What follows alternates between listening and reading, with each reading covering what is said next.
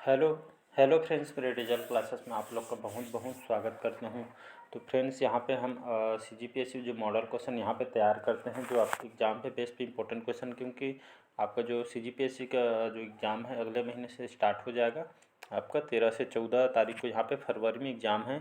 तो यहाँ पे हमारा ये 18वां पार्ट है। जो बाकी पार्ट को नहीं देखोगे तो जाके देख सकते हैं, सारे क्वेश्चन इंपॉर्टेंट है जो आपके एग्ज़ाम पे बेस्ड पे क्वेश्चन को तैयार किया गया है। तो सारे क्वेश्चन इंपॉर्टेंट है, चाहे आप कोई भी एग्ज़ाम तैयारी कर रहे हो तो सभी एग्ज़ाम के लिए इंपॉर्टेंट है, जो आपके भारत से सामान्य ज्ञान से यहाँ पे क्वेश्चन करते हैं डेली बेस पे। तो अगर चैनल में पहली बार आए होंगे तो चैनल को सब्सक्राइब करके रख लीजिएगा, ताकि आप तक नोटिफिकेशन पहुँच पाए। तो चलिए स्टार्ट करते हैं आज के सेशन को और यहाँ से क्वेश्चन देखते हैं। तो पहला क्वेश्चन है, पंचायती राज संस्थाओं को किस जनादेश के माध्यम से संवैधानिक स्वरूप से यहाँ पे दर्जा मिला था? तो आपके 70वां संशोधन से, 72वां संशोधन से, 73वां संशोधन से, या आपका डी है आपका 74वां संशोधन से। तो पंचायती राज जो कि यहाँ कब से लागू हुआ था संवैधानिक रूप से? तो इसका थर्ड ऑप्शन सही हो जाएगा, 73वां संविधान से, जो कि जब पंचायती राज लागू हुआ था संवैधानिक रूप से। तो याद रखिए इसका थर्ड ऑप्शन सही। कई बार इसको अलग अलग जगह कई बार क्वेश्चन को पूछा गया है। और यहाँ पे जो हमारे छत्तीसगढ़ में जो पंचायती राज कब लागू हुआ था, तो छत्तीसगढ़ का गठन जो कि 1 नवंबर 2000 को जो कि मध्य प्रदेश राज्य से यहाँ पे अलग होकर बनाया गया था। और भारत के संविधान के 73वें संविधान संशोधन अधिनियम 1992 के अनुरूप वहाँ पे छत्तीसगढ़ पंचायती राज अधिनियम 1993 को लागू हो गया था। तो याद रखिएगा, इसका सी ऑप्शन सही हो जाएगा। अगला क्वेश्चन देखते हैं, निम्न में से मध्य प्रदेश में स्थित बायोस्फीयर रिजर्व का नाम क्या है? तो कान्हा, अचान कमार, पंचमढ़ी, या डी है सतपुड़ा। तो इम्पोर्टेंट क्वेश्चन याद रखिए, कई बार इसको रिपीट किया गया है। तो इनमें से आपका जो इसका सी ऑप्शन सही हो जाएगा, जो पंचमढ़ी जो बायोस्फीयर रिजर्व है या मध्य प्रदेश में स्थित बायोस्फीयर रिजर्व के नाम से इसको जाना जाता है। आपके पंचमढ़ी आपके मध्य प्रदेश में जो कि स्थित है। पंचमढ़ी जो बायोस्फीयर जो रिजर्व है आपके मध्य प्रदेश में बायोस्फीयर रिजर्व है। और इसकी जो स्थापना है लगभग यूनेस्को ने 2009 में इसे बायोस्फीयर रिजर्व यूनेस्को द्वारा 2009 में इसको बायोस्फीयर रिजर्व इसको घोषित किया गया था या नामित किया गया था। तो याद रखिएगा, ये आपके सतपुड़ा रेंज पे भारत के स्थित है। तो इम्पोर्टेंट क्वेश्चन याद रखिएगा। अगला क्वेश्चन देखते हैं, गिद्धों की संख्या की कमी के कारण क्या है? कई बार इसको एग्जाम में रिपीट किया है, तो इम्पोर्टेंट क्वेश्चन है। तो निवासी स्थान के विनाश के कारण, ग्लोबल वार्मिंग के कारण, भोजन की कम उपलब्धता के कारण, या आपका डाइक्लोफेनिक कीटनाशक के उपयोग के कारण। तो गिद्धों की जो संख्या जो कमी आ रही है या जो कि विलुप्ति के कगार में आ गई है आपकी गिद्धों की, तो गिद्धों की जो संख्या कमी का मुख्य कारण यहाँ पे आए आपका डाइक्लोफेनिक कीटनाशक के उपयोग के कारण यहाँ पर गिद्धों की गिरावट आ गई है। तो सबसे जो कि कमी की ओर आ गई है गिरावट में। तो गिद्धों के जो कमी के कारण यहाँ पर डाइक्लोफेनिक कीटनाशक के उपयोग के कारण इसकी कमी जो कि इसका मुख्य कारण है। तो इसका डी ऑप्शन याद रखिएगा। अगला क्वेश्चन देखते हैं, भारत में सफ़ेद बाघ मूल रूप से कहाँ पाया जाता है? तो आपके गोविंदगढ़ जो रीवा मध्य प्रदेश के अंतर्गत आता है, बांधवगढ़ में, सरगुजा में, आपका कान्हा में। कान्हा भी आपके MP में आता है। तो इसका सही ऑप्शन हो जाएगा गोविंदगढ़ रीवा, जो मध्य प्रदेश में सफ़ेद बाघ मूल रूप से यहाँ पे पाया जाता है। तो याद रखिए इसका ए ऑप्शन सही हो जाएगा। तो मध्य प्रदेश में आपका सफ़ेद बाघ मूल रूप से पाया जाता है। अगला क्वेश्चन है मोस्ट इम्पोर्टेंट क्वेश्चन, याद रखिएगा। किस तारीख को अंतर्राष्ट्रीय मानव अधिकार दिवस के रूप में मनाया जाता है? तो 13 सितंबर को, 10 दिसंबर को, 1 जून को, या 22 दिसंबर को। तो इसका सही ऑप्शन हो जाएगा बी ऑप्शन 10 दिसंबर। याद रखिएगा, तो हर साल विश्व भर में 10 दिसंबर को इस तारीख को अंतर्राष्ट्रीय मानव अधिकार दिवस के रूप में मनाया जाता है।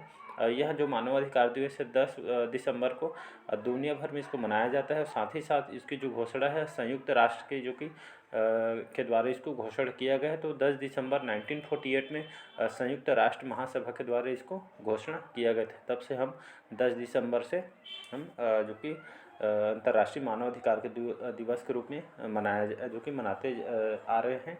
तो इसका भी ऑप्शन याद रखिएगा। अगला क्वेश्चन देखते हैं, किन परिस्थितियों के तहत एक व्यक्ति द्वारा दूसरे पे किया गया हमला अपराध नहीं माना जाता है?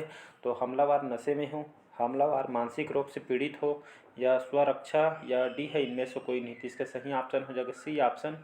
तो कि आपका जो हमलावर जो मानसिक रोग से पीड़ित हो, तब इस परिस्थितियों के तहत एक व्यक्ति द्वारा दूसरे पर जो किया गया हमला अपराध नहीं माना जाएगा। तो इसका आपका सी ऑप्शन सही हो जाएगा।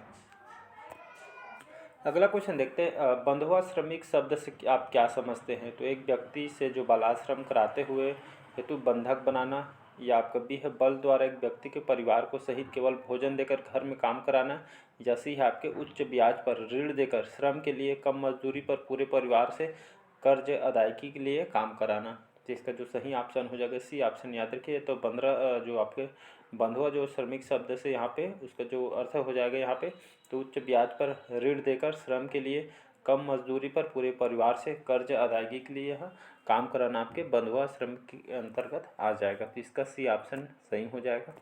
अगला क्वेश्चन देखते हैं, निम्न महिलाओं में कौन सी जो महिला है सबसे लंबी अवधि के लिए मुख्यमंत्री रही है? तो आपके सुश्री मायावती जी, आपके सुश्री जयललिता, जैसे है सुश्री ममता बनर्जी, या डी है आपके श्रीमती शीला दीक्षित। तो इसका जो सही ऑप्शन हो जाएगा डी ऑप्शन याद रखिएगा। तो आपके जो श्रीमती जो शीला दीक्षित जी हैं सबसे ज़्यादा सबसे लंबी अवधि के लिए मुख्यमंत्री रही है। लगभग शीला दीक्षित लगातार 15 साल तक दिल्ली की मुख्यमंत्री रही थी। तो इम्पोर्टेंट क्वेश्चन याद रखिएगा। तो 1998 में 1998 में शीला दीक्षित दिल्ली की मुख्यमंत्री बनी थी, फिर लगातार 15 साल तक दिल्ली की मुख्यमंत्री रही है। तो इम्पोर्टेंट क्वेश्चन याद रखिएगा, क्वेश्चन पूछा जा सकता है। तो इसका डी ऑप्शन सही हो जाएगा। अगला क्वेश्चन देखते हैं, महात्मा गांधी को किसके द्वारा सर्वप्रथम राष्ट्रपिता संबोधित किया गया था? तो पंडित जवाहरलाल नेहरू, गुरुदेव रविंद्रनाथ टैगोर, सी है नेताजी सुभाष चंद्र बोस, या डी है श्री गोपाल कृष्ण गोखले। इसका जो सही ऑप्शन हो जाएगा सी ऑप्शन याद रखिए। तो नेताजी जो सुभाष चंद्र बोस थे इन्होंने महात्मा गांधी जी को सर्वप्रथम राष्ट्रपिता से इनको कहकर संबोधित किया गया था। क्वेश्चन पूछा गया है आपके पीएससी में कई बार, तो याद रखिएगा। तो महात्मा गांधी को नेताजी जो सुभाष चंद्र बोस थे इन्होंने सर्वप्रथम राष्ट्रपिता कहकर संबोधित किए थे। तो याद रखिए, इंपॉर्टेंट क्वेश्चन है, इसका सी ऑप्शन सही हो जाएगा। अगला क्वेश्चन देखते हैं, किस भारतीय ने राष्ट्रीय आंदोलन की अवधि में नाइटहुड का या नाइटहुड की जो टाइटल है इसका सम्मान को लौटा दिया गया था? तो आपके शरण चंद्र चट्टोपाध्याय ने, सच्चिदानंद हीरालाल वात्स्यायन ने, या मैथिली शरण गुप्त जी ने, या डी है आपके रविंद्रनाथ टैगोर जी ने। तो रविंद्रनाथ टैगोर जो कि इसका सही ऑप्शन हो जाएगा। तो रविंद्रनाथ टैगोर को नाइटहुड की उपाधि दी गई थी।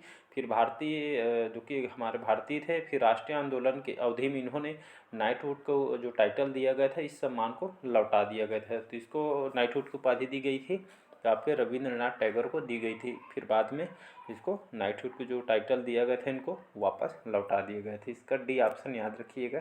अगला क्वेश्चन देखते हैं, निम्नलिखित कौन से कथन जैन धर्म के संबंध में सही नहीं है पूछा गया है? तो जैन धर्म के जो 24वें तीर्थंकर विश्वास करता है, और बी है आपका प्रथम तीर्थंकर ऋषभदेव थे, और सी है आपके अनेकांतवाद जैन धर्म के प्रमुख सिद्धांत है, या डी है 23वें जो तीर्थंकर पार्श्वनाथ ने जैन धर्म को ब्रह्मचर्य का सिद्धांत दिया था। तो यहाँ पे कौन सा कथन सही नहीं है पूछा गया है? तो इसका डी ऑप्शन सही हो जाएगा। 23वें जो तीर्थंकर पार्श्वनाथ ने जैन धर्म को ब्रह्मचर्य का सिद्धांत इनके द्वारा नहीं दिया गया था। बाकी ए बी सी जो जैन धर्म से संबंधित है। तो क्वेश्चन इंपॉर्टेंट है, याद रखिए, यहाँ से क्वेश्चन पूछा जाता है। तो इसका डी ऑप्शन सही नहीं, याद रखिएगा। अगला क्वेश्चन देखते हैं, फिलोसॉफी क्वेश्चन है, याद रखिएगा। तो सूची 1 में संस्थापक और संचालक दिए गए, सूची 2 में आपके धार्मिक संप्रदाय। तो कौन से संस्थापक कौन से धार्मिक संप्रदाय से जुड़े हुए हैं? तो यहाँ पे सुमेलित करना है। तो पुष्टि मार्ग, वरकरी, हरि कीर्तन, धर्मदास, फिर चैतन्य महाप्रभु, ख वल्लभाचार्य, और आपका कबीर और एक नाथ जी। तो इसका जोड़ी करेंगे तो पुष्टि मार्ग के जो धार्मिक संप्रदाय के थे, पुष्टि मार्ग के आपके वल्लभाचार्य, याद रखिए। तो पहला का खा आ जाएगा, इसके बाद वरकरी का आ जाए आपका एक नाथ। तो वरकरी के जो धार्मिक संप्रदाय थे आपके आपका घा आ जाएगा आपके एक नाथ जी। इसके बाद हरि कीर्तन क्या आ जाएगा आपके चैतन्य महाप्रभु। तो हरि कीर्तन आपका चैतन्य महाप्रभु के धार्मिक संप्रदाय से जुड़े हुए थे। इसके बाद चौथा में आ जाएगा धर्मदास का आ जाएगा कबीर आपके इस धार्मिक संप्रदाय से जुड़े हुए थे धर्मदास जी आपके कबीर से। तो आपका चौथा का ग आ जाएगा। तो इसी तरह पहला के ख, दूसरा का घ, तीसरा का क, चौथा का ग आ जाएगा। तो इसी तरह इसका बी ऑप्शन सही हो जाएगा। बढ़ते हैं अगला क्वेश्चन तरफ। अगला क्वेश्चन देखते हैं, कथन है भारत के सभी धार्मिक विश्वासों में सूफीवाद अधिक लोकप्रिय है। कारण है, सूफी का विश्वास है कि सभी मनुष्य एक ही ईश्वर की संतान हैं। और यहाँ पे पहला कथन है कथन और कारण दोनों सही हैं तथा कारण कथन को स्पष्ट करता है। अब भी है कथन और कारण दोनों सही हैं पर कारण कथन को स्पष्ट नहीं करता है। सी ऑप्शन है, कथन सही है कारण गलत है। और डी आपका जो आंसर दिया गया है ऑप्शन है डी, कथन और यहाँ पे कथन गलत है लेकिन कारण आपका सही है। तो इसका जो सही ऑप्शन हो जाएगा डी ऑप्शन, कथन गलत है बाकी जो आपका कारण बताया हुआ है आपका सही है। तो कारण आपका सूफीवाद का जो विश्वास है कि सभी मनुष्य एक ही ईश्वर की संतान है, आपका जो कारण है सही है लेकिन कथन आपका गलत है। तो इसका डी ऑप्शन सही हो जाएगा। अगला क्वेश्चन देखते हैं, 1857 के विद्रोह के संबंध में निम्न कथनों को ध्यानपूर्वक पढ़िए। तो मुगल बादशाह बहादुर शाह को इस विद्रोह का नेता बनाया गया था। दूसरा, यह विद्रोह के केवल दिल्ली तक सीमित रहा था। थर्ड है, सिपाहियों जमींदारों और राजाओं ने इस विद्रोह का संचालन किया था। तो इसका यहाँ पे ऑप्शन दिया है 1, 2 और 3 सही हैं, 1 और 2 सही हैं, सी है 2 और 3 सही हैं, या डी है 1 और 3 सही हैं। तो यहाँ पे देखेंगे तो 1857 के विद्रोह के संबंध में आपका मुगल बादशाह थे बहादुर शाह को इस विद्रोह का नेता बनाया गया था। 1857 के विद्रोह का तो पहला कथन है। और आपका थर्ड देखें तो सिपाहियों जमींदारों राजाओं ने इस विद्रोह का संचालन किया था। तो मतलब 1 और थर्ड, पहला और तीसरा जो कथन दिया गया है आपका सही हो जाएगा। तो 1 एवं 3 सही हो जाएगा 1857 के विद्रोह में। तो याद रखिएगा।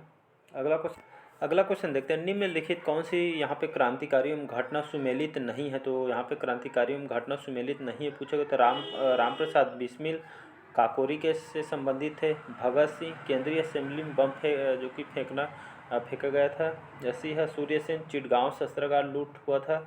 यदि है राज बिहारी बोस सैंडर्स की हत्या हुआ था।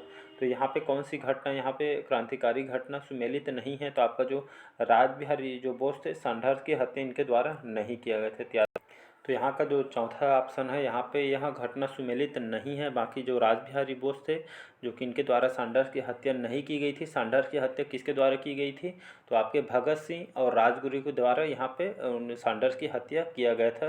तो 17 दिसंबर 1928 में 1928 में जो कि इस ब्रिटिश अधिकारी का जो कि यहाँ पे जो सैंडर्स की हत्या किया गया था आपके भगत सिंह और राजगुरु के द्वारा। क्वेश्चन इंपॉर्टेंट है, याद रखिए। तो सैंडर्स की गोली मारकर इनके द्वारा भगत सिंह और आपके राजगुरु के द्वारा हत्या की गई थी सैंडर्स की के गोली मारकर। तो इसका डी ऑप्शन याद रखिए, यहाँ आपका सुमेलित नहीं है डी ऑप्शन। बाकी जो राम प्रसाद मिसिल है काकोरी के से संबंधित है। भगत सिंह केंद्रीय असेंबली में बम फेंका था और सूर्य सेन थे आपके चिटगांव शस्त्रागार में लूट किए थे। तो इसका डी ऑप्शन याद रखिएगा। अगला क्वेश्चन देखते हैं, निम्न में से कौन सी जोड़ी वर्ष और आंदोलन यहाँ में सुमेलित नहीं है। तो 1920 में असहयोग आंदोलन हुआ था।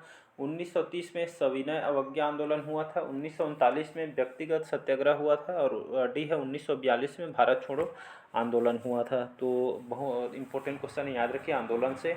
तो इसका जो सी ऑप्शन यहाँ पे सुमेलित नहीं है पूछा गया है। तो आपको जो व्यक्तिगत जो सत्याग्रह है 1939 में नहीं हुआ था। तो व्यक्तिगत जो सत्याग्रह आंदोलन आपके 17 अक्टूबर 1940 में 1940 में जो कि यहाँ महाराष्ट्र में जो कि मुख्य रूप से हुआ था। तो 1940 में व्यक्तिगत सत्याग्रह तो हुआ था। तो याद रखिए यहाँ पे सुमेलित नहीं है। 1939 में नहीं हुआ था, आपके 1940 में व्यक्तिगत सत्याग्रह हुआ था। तो याद रखिएगा। तो इसका सी ऑप्शन सुमेलित नहीं है। बाकी 1920 में असहयोग आंदोलन हुआ था और 1930 में सविनय अवज्ञा आंदोलन हुआ था और 1940 में आपका भारत छोड़ो आंदोलन हुआ था। इंपॉर्टेंट क्वेश्चन याद रही, एक क्वेश्चन यहाँ से पूछा जाता है। अगला क्वेश्चन देखते हैं यहाँ पे सूची 1 में अंतर्राष्ट्रीय संगठन दिया है और सूची 2 में आपके मुख्यालय। तो कौन सा अंतर्राष्ट्रीय संगठन जिसका हेडक्वार्टर या मुख्यालय कहाँ पे दिया गया है। तो क्वेश्चन को यहाँ पे देखना है। तो यूनेस्को अंतर्राष्ट्रीय श्रम संगठन, फूड एंड एग्रीकल्चर ऑर्गेनाइजेशन, अंतर्राष्ट्रीय मुद्रा कोष।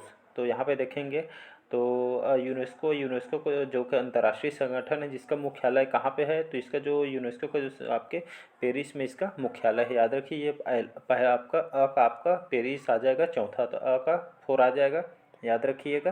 तो यूनेस्को का मुख्यालय कहाँ है, तो आपके पेरिस में है। इसके बाद देखते हैं अंतर्राष्ट्रीय श्रम संगठन। तो अंतर्राष्ट्रीय श्रम जो संगठन है यह आपका जो मुख्यालय है जिसका हेडक्वार्टर कहाँ है, तो इसका हेडक्वार्टर आपके रोम में है, याद रखिएगा। तो बक आपका 2 आ जाएगा। इसके बाद देखते हैं फूड एंड एग्रीकल्चर ऑर्गेनाइजेशन। इस संगठन का जो हेडक्वार्टर या मुख्यालय कहाँ पे है, तो इसका आपका वहाँ बना है आपका स का आ जाएगा आपका दो। तो आपका स का फूड एंड एग्रीकल्चर ऑर्गेनाइजेशन का जो आपका जो मुख्यालय है आपके रोम में है, और आपका अंतर्राष्ट्रीय जो मुद्रा कोष है इसका जो आपके वाशिंगटन डीसी में बना हुआ है। तो याद रखिएगा, इसका फिर से रिपीट कर रहा हूँ मैं। यूनेस्को का जो मुख्यालय है आपके कहाँ है, तो इसका आपका पेरिस में है। अंतर्राष्ट्रीय श्रम संगठन ये आपका जेनेवा में है।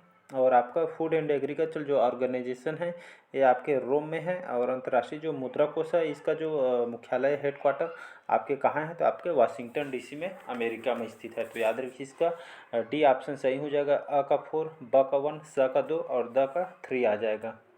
अगला क्वेश्चन देखते हैं। 104वें संविधान संशोधन का संबंध है तो राज्यों के स्वायत्ता में वृद्धि करना, बी है एससी एसटी और ओबीसी में प्रत्याशियों को गैर या फिर सरकारी शिक्षण संस्थाओं में आरक्षण प्रदान करना, सी है राष्ट्रपति उपराष्ट्रपति के वेतन का पुनर्निधिकरण, या डी है महिलाओं को विधायकों में 30% के आरक्षण है। तो इसका जो सही ऑप्शन हो जाएगा बी ऑप्शन, याद रखिएगा।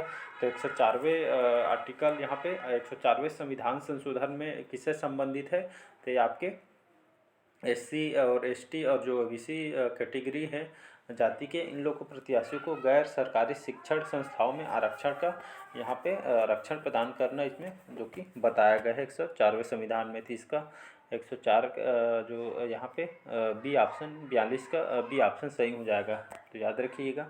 अगला क्वेश्चन देखते हैं। किन कथन सर्वोच्च न्यायालय के अधिकार के क्षेत्र में संबंध है, यह संविधान की अभिरक्षा करता है, यह उच्च न्यायालयों के निर्णयों के विरुद्ध अपीलें सुनता है, या थर्ड है आपका यह राष्ट्रपति के विधिक मामलों में सलाह देता है। तो इसका जो सही ऑप्शन हो जाएगा 1, 2 और 3, बाकी जो सही हो जाएगा। तो 1, 2, 3 सारे जो कथन हैं आपके सही हैं। तो सर्वोच्च न्यायालय के अधिकार से क्षेत्र से संबंधित आपके तीनों जो कथन बताए गए सभी सही हैं। तो याद रखिए, इसका 1, 2, 3 सही आंसर हो जाएगा। अगला क्वेश्चन देखते हैं। निम्न में से कौन सी जोड़ी झील तथा राज्य सुमेलित नहीं है, तो कौन सा झील कौन से राज्य से संबंधित है, इसमें से जो आप एक झील है वो आपका गलत है। तो कौन सा नहीं है पूछा गया है, तो वुलर झील। वुलर झील कहाँ है, तो आपके जम्मू कश्मीर में स्थित है, ये कथन आपका सही है। चिल्का झील कहाँ है, तो आपके उड़ीसा में है, ये भी सही है। लोनार झील उत्तर प्रदेश में है, ये उसको देखते हैं। सांभर झील कहाँ है, तो आपके राजस्थान राज्य में है। तो याद रखिएगा।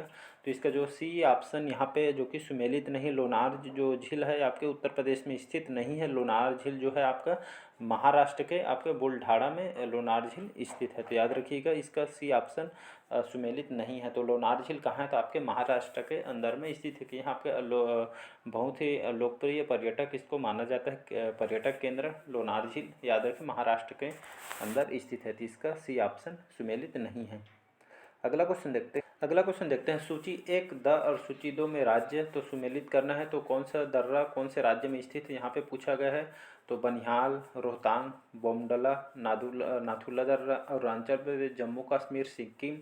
तो यहाँ पे देखेंगे तो यहाँ पे दर्रा को यहाँ पे मैच करना है। तो चलिए देखते हैं। तो आपका जो बनिहाल दर्रा है, दर्रा से इंपॉर्टेंट क्वेश्चन बनते हैं, याद रखिए आपके पीएससी में फिक्स आना है यहाँ से मान के चलिए। तो बनिहाल दर्रा आपके कहाँ स्थित है, तो बनिहाल दर्रा आपके जम्मू कश्मीर स्थित है, याद रखिएगा। पहला का 2 आ जाएगा। बनिहाल दर्रा आपके जम्मू कश्मीर में स्थित है। इसके बाद देखते हैं आपका रोहतांग दर्रा कौन से राज्य में स्थित है, तो रोहतांग दर्रा जो आपके हिमाचल प्रदेश में स्थित है। तो मतलब 2 का 4 आ जाएगा। इसके बाद देखते हैं बोमडिला दर्रा।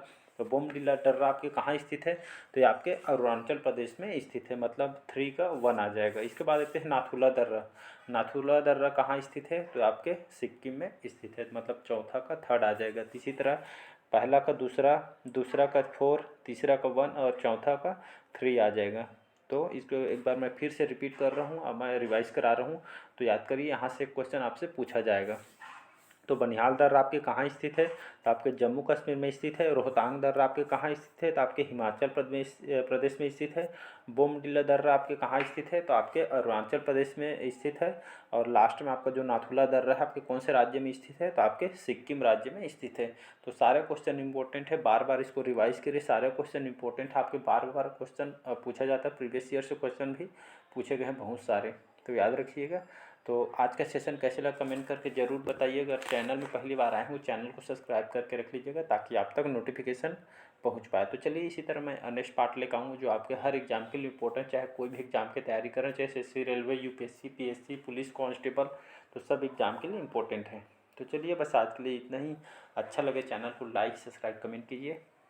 बस आज के लिए थैंक यू।